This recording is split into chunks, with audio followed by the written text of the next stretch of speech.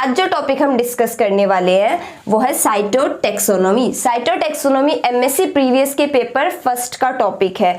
हमें पता है कि टैक्सोनॉमी में हम क्या करते हैं। टैक्सोनॉमी में हम किसी ऑर्गेनिज्म का, किसी स्पेसिफिक ऑर्गेनिज्म का आइडेंटिफिकेशन, क्लासिफिकेशन, नोमेनक्लेचर, कैरेक्टराइजेशन ये करते हैं। हमें पता है कि हमारे एनवायरनमेंट में बहुत सारी डाइवर्सिटी ऑफ स्पीसीज पाई जाती है, डिफरेंट टाइप ऑफ स्पीसीज पाई जाती है।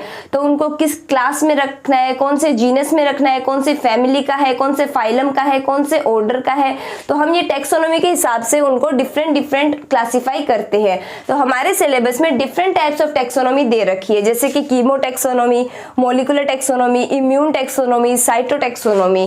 कीमोटैक्सोनॉमी में हम किसी ऑर्गेनिज्म का, किसी स्पेसिफिक स्पीसीज का केमिकल बेसिस के आधार पे, केमिकल बेसिस को बेस मान के उस ऑर्गेनिज्म का क्लासिफिकेशन करते हैं।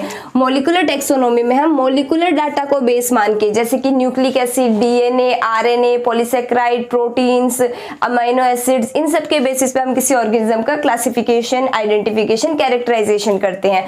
बात करें हम इम्यून टैक्सोनॉमी की, तो इम्यून टैक्सोनॉमी में हम किसी ऑर्गेनिज्म का इम्यून सिस्टम या इम्यूनोलॉजी के हिसाब से ऑर्गेनिज्म का क्लासिफिकेशन, आइडेंटिफिकेशन और कैरेक्टराइजेशन करते हैं। इन सब को हम आगे डिटेल में और डिस्कस करेंगे हमारी नेक्स्ट वीडियो में। आज का हमारा टॉपिक है कि साइटोटैक्सोनॉमी। साइटोटैक्सोनॉमी के आधार पे हम कैसे किसी ऑर्गेनिज्म का आइडेंटिफिकेशन करेंगे, क्लासिफिकेशन करेंगे, नोमेनक्लेचर करेंगे कि किस फाइलम का है, कौन से क्लास का है, कौन से ऑर्डर का है वो पर्टिकुलर स्पीसीज। तो साइटोटैक्सोनॉमी की बात करें तो cytotaxonomy is the classification of the organism using comparative structure of chromosome during mitosis.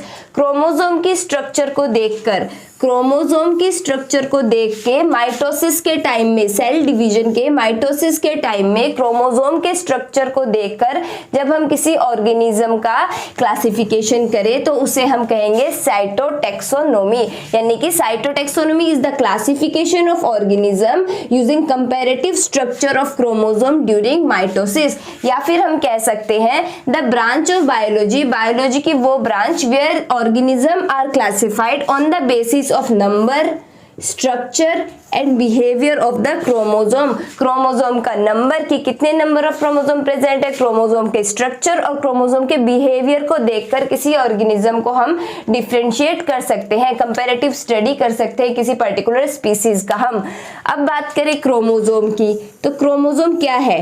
Chromosome एक थ्रेड लाइक स्ट्रक्चर है न्यूक्लियस ऑफ सेल के अंदर। मान लो ये कोई सेल है, सेल के अंदर न्यूक्लियस है, न्यूक्लियस के अंदर क्रोमोसोम प्रेजेंट होता है। यानी कि chromosome is a thread like structure within the nucleus of the cell, appears during cell division. Cell division के टाइम पे ये हमें देखने को मिलता है।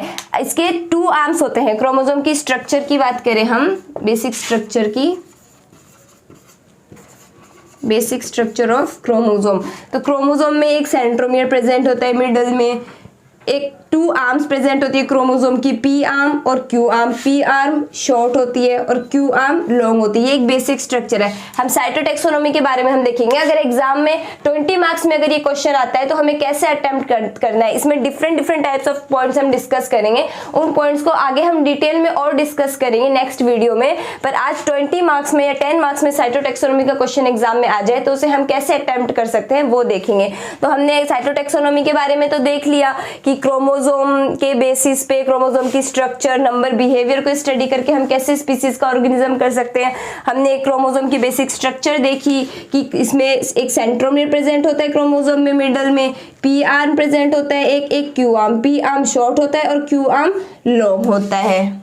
अब बात करें हम कैरियोटाइप की कि कैरियोटाइप क्या है। साइटोटैक्सोनॉमी में क्या बताया था? साइटोटैक्सोनॉमी का मतलब क्या था कि क्रोमोसोम के बेसिस पे जब हम क्रोमोसोम की स्टडी करेंगे उसके बेसिस पे ऑर्गेनिज्म का क्लासिफिकेशन करना, उसका बेसिक स्ट्रक्चर पढ़ना, उसे हम साइटोटैक्सोनॉमी बोल रहे थे। तो कैरियोटाइप क्या है? उस क्रोमोसोम के सेट की कंप्लीट स्टडी, यानी कि complete study of set of chromosome is called as karyotype. Chromosome are species specific. हर ऑर्गेनिज्म में डिफरेंट स्पीसीज में क्रोमोसोम डिफरेंट डिफरेंट नंबर में प्रेजेंट होते हैं। अगर सेम नंबर में प्रेजेंट होते क्रोमोसोम तो हम उनको डिफरेंशिएट नहीं कर पाते कि ये कौन सी स्पीसीज है, कौन से क्लास में रखना है, इसको किस ऑर्डर में, किस फाइलम में रखना है। स्पीसीज स्पेसिफिक होने के कारण, यानी हर ऑर्गेनिज्म में क्रोमोसोम डिफरेंट होने के कारण हम साइटोटैक्सोनॉमी से कैरियोटाइप के आधार पे उस सेट ऑफ क्रोमोसोम की कंप्लीट स्टडी करके उन ऑर्गेनिज्म का क्लासिफिकेशन कर सकते हैं। डिफरेंट स्पीसीज स्पेसिफिक का मतलब, एग्जांपल की हम बात करें बटरफ्लाई में 200 क्रोमोसोम प्रेजेंट है, फर्न प्लांट में 250 प्रेजेंट है, चिंपैंजी में 40, ह्यूमन में 46 क्रोमोसोम प्रेजेंट है। अगर ह्यूमन की बात करें 46 क्रोमोसोम यानी 23 पेयर्स में बात करेंगे तो हम 23 बोलेंगे 46 को। ह्यूमन में 46 क्रोमोसोम का मतलब होता है 23 पेयर्स ऑफ क्रोमोसोम प्रेजेंट होता है, जिसमें से जो 22 पेयर्स है उन्हें हम ऑटोजोम्स कहते हैं, और जो एक पेयर है 23rd पेयर वो है सेक्स क्रोमोसोम। यानी कि ह्यूमन में 23 पेयर्स में से 22 जो पेयर है वो तो होते हैं ऑटोसोम, और 1 पेयर है हमारा सेक्स क्रोमोसोम। ऑटोसोम सभी में, मेल में भी और फीमेल में भी सेम होता है। ये बॉडी के कैरेक्टर जैसे कि हमारे आई कलर के जीन, हाइट के जीन, स्किन के जीन और हेयर्स के जो जीन है उनके लिए रेस्पॉन्सिबल होता है, और ये क्रोमोसोम्स होमोलोगस क्रोमोसोम कहलाते हैं। क्योंकि ये सेम होते हैं इसलिए होमोलोगस क्रोमोसोम, होमो यानी हम सेम को बोलते हैं। अब बात करें हम सेक्स क्रोमोसोम की, तो सेक्स क्रोमोसोम डिफरेंट होते हैं, ये नॉन होमोलोगस होते हैं। ऑटोसोम्स कैसे थे? Homologous.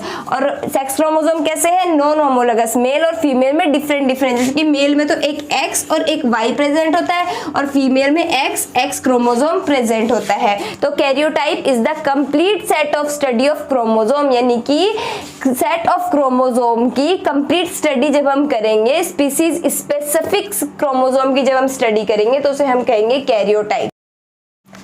Types of chromosome on the basis of arm ratio and position of centromere. हमने क्रोमोसोम के बेसिक स्ट्रक्चर में देखा था कि क्रोमोसोम के 2 आर्म होते हैं, एक पी एक क्यू। पी शॉर्ट होता है, क्यू आर्म लॉन्ग होता है, और क्रोमोसोम में एक सेंटर में सेंट्रोमियर प्रेजेंट होता है।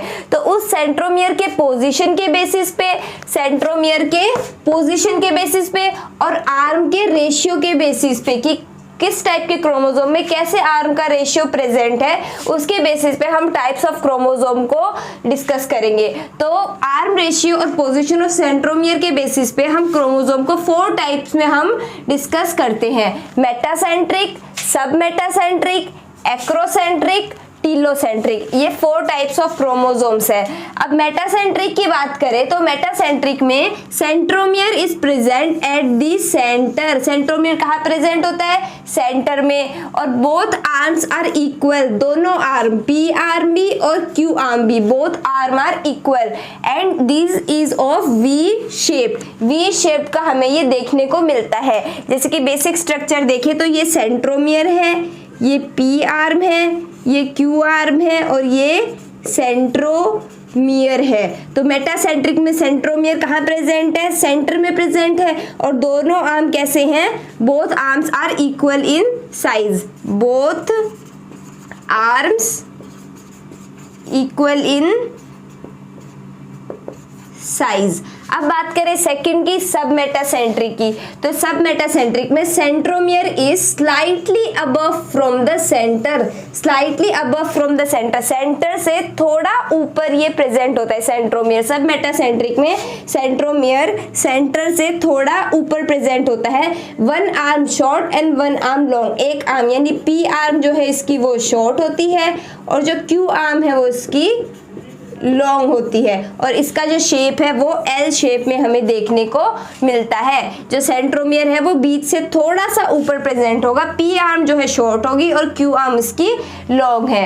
एक्रोसेंट्रिक की बात करें तो एक्रोसेंट्रिक में centromere is close to the end, end पे नहीं, close to the end, end के थोड़ा पास जब सेंट्रोमियर प्रेजेंट हो तो उस टाइप ऑफ क्रोमोसोम को हम एक्रोसेंट्रिक बोलेंगे। इसमें 1 arm long and 1 very short. एक आर्म तो लॉन्ग है यानी कि क्यू आर्म, और जो पी है वो वेरी शॉर्ट और Q long, and centromere is close to the end, end पे नहीं, याद रखना close to the end, end पे नहीं, close to the end, end के बिल्कुल पास। और इसकी शेप कैसे देखने को मिलती है, जे शेप। अब लास्ट बात करें हम टीलोसेंट्रिक की। टीलोसेंट्रिक में सिर्फ एक आर्म प्रेजेंट होता है, only one arm present, and centromere is present at the and, at the and. और इसकी शेप हमें कैसे देखने को मिलती है, आई शेप की। देखो आई शेप की जैसे है ना, आई शेप की देखने को मिलती है। तो आर्म रेशियो और पोजीशन ऑफ सेंट्रोमियर के हिसाब से हमने 4 टाइप में क्रोमोसोम को डिस्कस किया। मेटासेंट्रिक जिसमें सेंट्रोमियर बीच में प्रेजेंट है और both arms equal in size है। सब मेटासेंट्रिक सेंटर से थोड़ा अबव प्रेजेंट है सेंट्रोमियर, एल शेप का है और दोनों आर्म इक्वल इन साइज है। एक्रोसेंट्रिक में जो सेंट्रोमियर है वो close to the end, end के थोड़ा पास प्रेजेंट है, जे शेप का है और एक आर्म वेरी शॉर्ट और एक लॉन्ग है। और टीलोसेंट्रिक की बात करें तो सिर्फ एक ही आर्म प्रेजेंट है, सेंट्रोमियर एंड पे प्रेजेंट है और आई शेप का ये हमें देखने को। बात करें हम काइज़मा फ्रीक्वेंसी की कि काइज़मा फ्रीक्वेंसी क्या है। In genetics during chromosomal crossing, chiasma is the point where 2 homologous non sister chromatid exchange their genetic material. यानी कि क्रोमोसोम के क्रॉसिंग ओवर के टाइम पे, क्रोमोसोम के क्रॉसिंग के टाइम पे जब 2 homologous non sister chromatid, homologous but non sister chromatid exchange their genetic material. Chromosome के क्रॉसिंग पे टाइम पे जब homologous non sister chromatid genetic material exchange करते हैं आपस में, तो उसे हम कहते हैं काइज़मा फ्रीक्वेंसी। जैसे कि डायग्राम के हेल्प से हम समझे तो मान लो ये कोई 2 क्रोमोसोम था, ये 2 जो सेम है वो होमोलोगस सिस्टर क्रोमेटिड क्योंकि सेम है, और ये ब्लू वाले सेम है तो ये हो गए होमोलोगस सिस्टर क्रोमेटिड। और ये एक ब्लैक और एक ब्लू की बात करें तो हो गए ना नॉन होमोलोगस। होमोलोगस का मतलब क्या बताया था, सेम। तो ब्लैक ब्लैक कौन से हो गए, होमोलोगस सिस्टर क्रोमेटिड, और ब्लू वाले भी होमोलोगस सिस्टर क्रोमेटिड। और एक ब्लू और एक ब्लैक की जब हम बात करेंगे तो उसे हम क्या कहेंगे, नॉन होमोलोगस सिस्टर क्रोमेटिड। तो काइज़मा फ्रीक्वेंसी क्या है, क्रॉसिंग के टाइम पे, क्रॉसिंग ओवर के टाइम पे जब homologous non sister chromatid, homologous लेकिन non sister chromatid, non sister chromatid यानी एक ब्लैक और एक ब्लू की बात करेंगे। ब्लैक ब्लैक आपस में दोनों सिस्टर क्रोमेटिड है और दोनों ब्लू आपस में सिस्टर क्रोमेटिड है। तो जब होमोलोगस लेकिन नॉन सिस्टर क्रोमेटिड यानी कि एक ब्लू और एक black non sister, homologous non sister chromatid जब आपस में जेनेटिक मटेरियल एक्सचेंज करे तो हम उसे कहेंगे काइज़मा। जैसे कि यहाँ पे जब ये क्रॉस ओवर कर रहे हैं तो यहाँ पे ये एक्सचेंज हो रहा है जेनेटिक मटेरियल का, इस पॉइंट पे क्रॉस ओवर हो रहा है तो इसे हम कह रहे हैं काइज़मा। यहाँ से अगर देखें तो यहाँ पे हो रहा है तो इसे हम कहेंगे काइज़मा is the point where 2 homologous non-sister chromatid exchange their genetic material। अब काइज़मा विजिबल कहाँ होता है, देखने को कहाँ मिलता है। Chiasma is visible in the prophase first of meiosis during diplotene stage. Prophase first के डिप्लोटीन स्टेज में हमें काइज़मा देखने को मिलता है, लेकिन बट एक्चुअल क्रॉसओवर कहाँ होता है, काइज़मा बनता कहाँ है actually, but actual crossover of genetic material occurs only during pachytene stage of prophase first. Prophase first के पैकाइटिंग स्टेज में एक्चुअल क्रॉसओवर होता है। एक्चुअल क्रॉसओवर कहाँ होता है, प्रोफेज फर्स्ट के पैकाइटिन स्टेज में, लेकिन विजिबल कहाँ होता है, देखने को कहाँ मिलता है हमें, प्रोफेज फर्स्ट के डिप्लोटीन स्टेज में। इन स्टेजेस के बारे में जब हम सेल डिवीजन डिस्कस करेंगे तब डिटेल में पढ़ेंगे।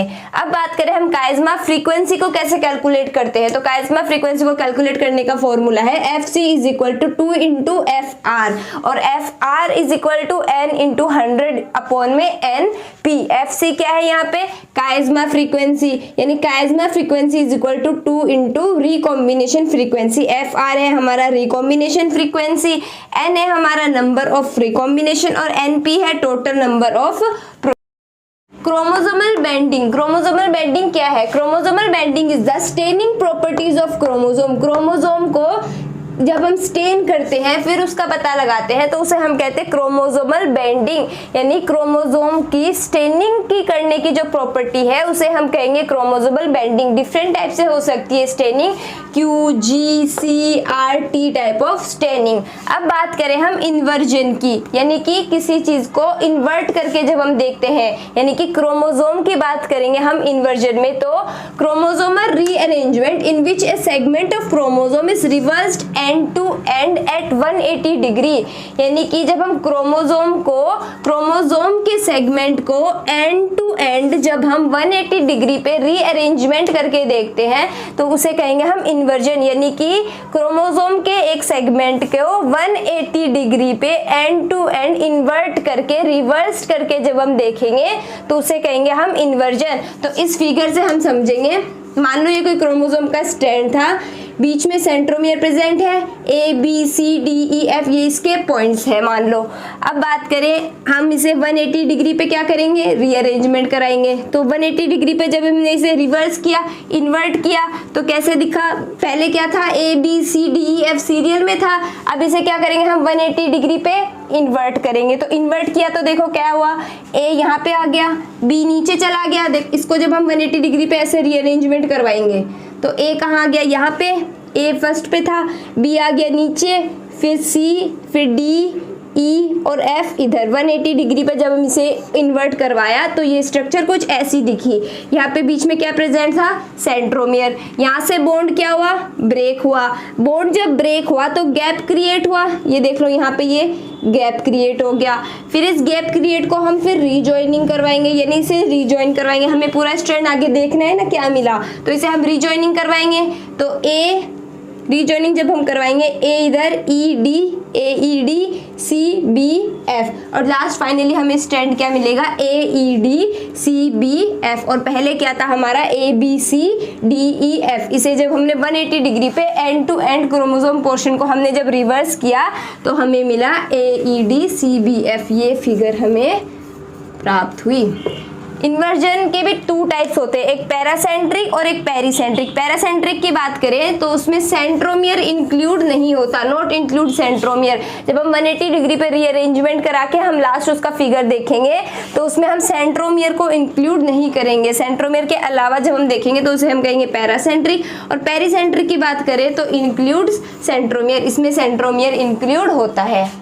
अब बात करें हम ट्रांसलोकेशन की, तो ट्रांसलोकेशन क्या है, ट्रांसलोकेशन का मतलब है ट्रांसलोकेट होना, यानी एक जगह से किसी दूसरे जगह पे ट्रांसलोकेट होना कहलाता है ट्रांसलोकेशन। यानी कि one chromosome breaks and attaches to the other, एक क्रोमोसोम ब्रेक होता है और किसी दूसरे पे जाके वो अटैच हो जाता है, यानी one chromosome breaks and attaches to the other is known as translocation. Translocation में 2 टाइप्स के होते हैं, balance translocation and unbalance translocation. जो बैलेंस ट्रांसलोकेशन होता है उसमें no genetic material loss of और गेन, कोई भी जेनेटिक मटेरियल का लॉस नहीं होता और कोई भी जेनेटिक मटेरियल हमें प्राप्त नहीं होता। इसमें नो जेनेटिक मटेरियल लॉस और गेन। अब अनबैलेंस ट्रांसलोकेशन की बात करें तो इसमें gain and loss of genetic material, unbalance है, कोई चीज बैलेंस नहीं है, अनबैलेंस्ड है, तो इसमें जेनेटिक मटेरियल का गेन भी होगा और लॉस भी होगा। ये चीज बैलेंस्ड है, बिल्कुल